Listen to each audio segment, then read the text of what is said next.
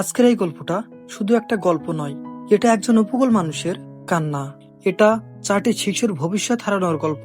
এটা সুন্দরবনের বুকে আবার ঝরে যাওয়া এক নিরীহ জেলের প্রাণের গল্প। সাতক্ষীরা শ্যামনগর উপজেলার গাবুরা ইউনিয়নের 9 নম্বর সোরা এলাকার বাসিন্দা আমিনুর রহমান পেশায় ছিল একজন জেলে। প্রতিদিনের মতো সে গিয়েছিল সুন্দরবনে পরিবারের মুখে দুমুঠো খাবার তুলে দিতে।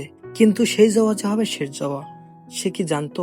সোমবার বিকেলে সুন্দরবনের খুলনা রেঞ্জের সত্যমুখী খাল এলাকায় ঘটে যায় হৃদয় বিদারক এক ঘটনা।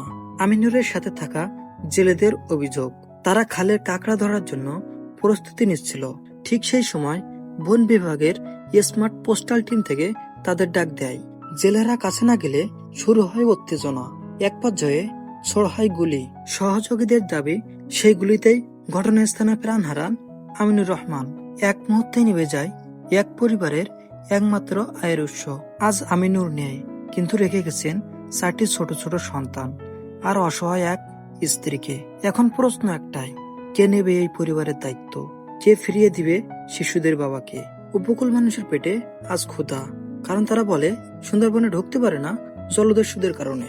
আর জলদস্যুদের বিরুদ্ধে অভিযান চালালেও বারবার প্রাণ হারাচ্ছেন সাধারণ জেলে বাওয়ালি। ডাকাতের গায়ে গুলি লাগে না, গুলি লাগে গরিব জেলের বুকে। ঘটনার পর পুরো গাউরা এলাকায় নেমে এসেছে শোকের ছায়া। স্থানীয় জনপ্রতিনিধি ইতিমধ্যে বন বিভাগ, প্রশাসন ও আইন শৃঙ্খলা বাহিনীকে বিষয়টি জানিয়েছেন। বন বিভাগ বলছেন ঘটনাটি তথ্যাধীন রয়েছে এবং দোষীর বিরুদ্ধে ব্যবস্থা নেওয়া হবে। ইতিমধ্যে রেঞ্জ কর্মকর্তার কার্যালয়ে ভাঙচুর হয়েছে, সেখানে জানা গেছে 5 জন আহত হয়েছে। কিন্তু উপকূলবাসীর প্রশ্ন, তদন্তের পর কি আর ফিরে আসবে আমিনুর? 4টি সন্তানের মাথার উপর হারানো ছায়াটা কি আর ফিরে পাওয়া যাবে? সুন্দরবনের বুক জুড়ে প্রতিদিন জীবন বাজি রেখে কাজ করেন হাজারো জেলে বাওয়ালি। তাদের জীবন নদীর সাথে, বনের সাথে। তারা অপরাধী নয়, তারা শুধু বাঁচতে চায়। আমরা চাই ঘটনার সুস্থ তদন্ত হোক, প্রকৃত সত্য সামনে আসুক এবং নিরীহ মানুষের জীবন যেন এভাবে আর ঝরে না যায়। আল্লাহ আমিনুর রহমানকে জান্নাত নসিব করুন আর তার পরিবারকে এই শোক সইবার শক্তি দান করুন। আমিন।